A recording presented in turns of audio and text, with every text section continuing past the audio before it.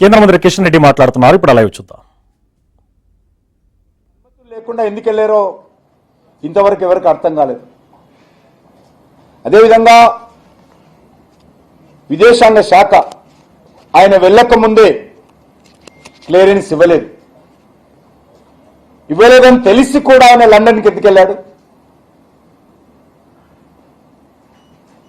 విదేశాంగ శాఖ స్పష్టంగా చెప్పడం జరిగింది, ఇది మీ స్థాయికి అనుకూలంగా ఈ పర్యటన లేదు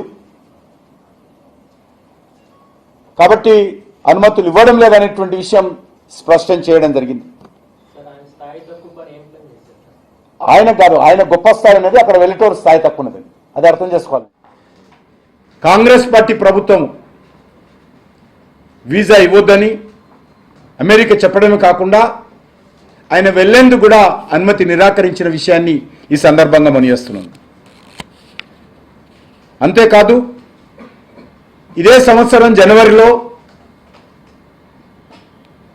ఆయన అమెరికాకు హార్వర్డ్ బిజినెస్ స్కూల్లో అంతర్జాతీయ కోర్సు చేయడం కోసము, ఆ సర్టిఫికేట్ పొందడం కోసము వీసా ఇచ్చిన విషయాన్ని ఈ సందర్భంగా మనయేస్తున్నాం.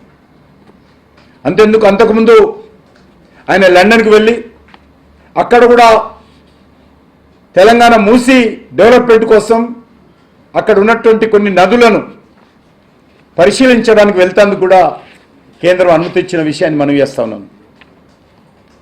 మళ్ళీ నిన్నగాక మొన్న లండన్కి వెళ్ళినప్పుడు కూడా ఆయన లండన్కి అనుమతి ఇచ్చింది. అమెరికా వెళ్ళినప్పుడు ఇవ్వకపోవడము, లండన్కి వెళ్ళినప్పుడు ఇవ్వడము అనేటువంటిది కేంద్ర ప్రభుత్వమో విదేశాంగ ఇష్టాయిష్టాలు ఉండదు. ఒక స్పష్టమైనటువంటి కారణాలు ఉన్నాయనేటువంటిది ఈ సందర్భంగా తెలుస్తూ ఉన్నది.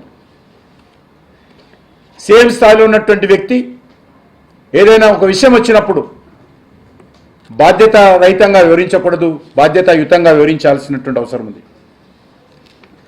ఆయన అమెరికా పర్యటన విషయంలో సరైనటువంటి క్లారిటీ ఆయన ఇవ్వాల్సినటువంటి అవసరం ఉంది.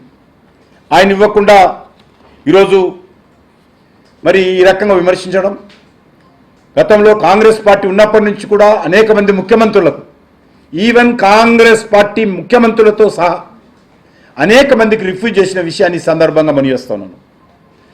అనేక మంది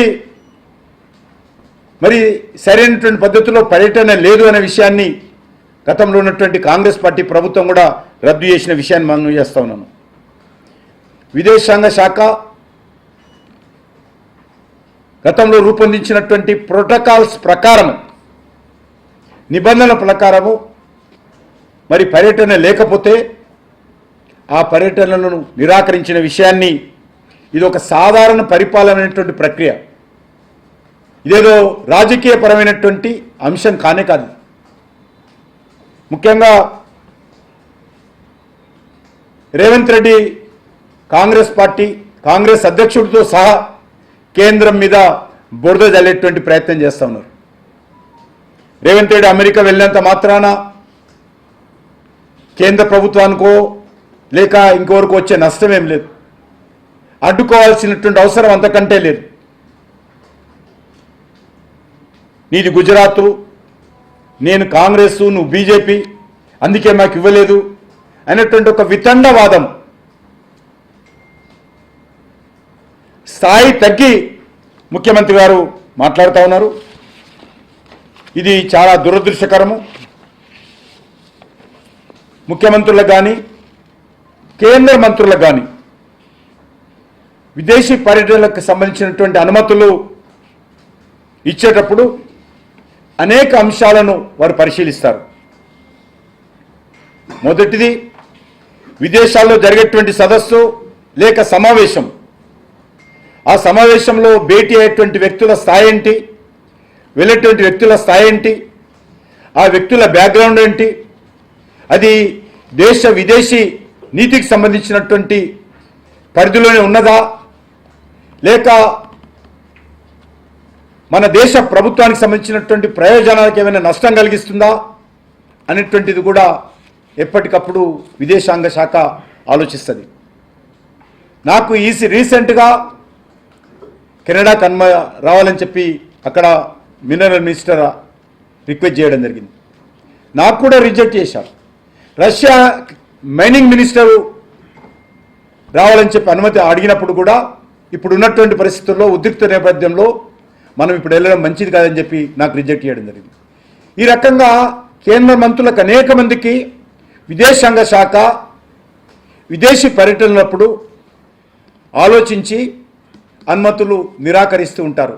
ఇదేదో కొత్తదైనట్టు ఒక రేవంత్ రెడ్డి గారు అక్కడ పోయి ఏదో మరి ఉద్ధరిస్తారు కాబట్టి ఆయన నష్టం చేయాలనేటువంటి ఆలోచన కేంద్ర ప్రభుత్వానికి ఎప్పుడు లేదు. మన దేశ విదేశాంగ విధానానికి ఆ వ్యక్తులతో చేసేటువంటి చర్చలు కానీ సమావేశాలు కానీ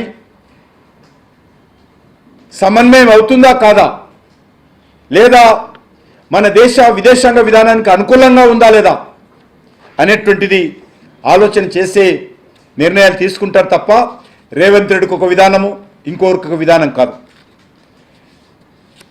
ఆర్థిక పరంగా చట్టబద్ధమైనటువంటి నిబంధనలు నిధులు పెట్టుబడులు పొందేటువంటి సందర్భంలో కూడా మన దేశం యొక్క నిబంధనలు సమన్వయంతో ఉన్నాయా లేదని కూడా ఆలోచన చేస్తూ ఉంటాం.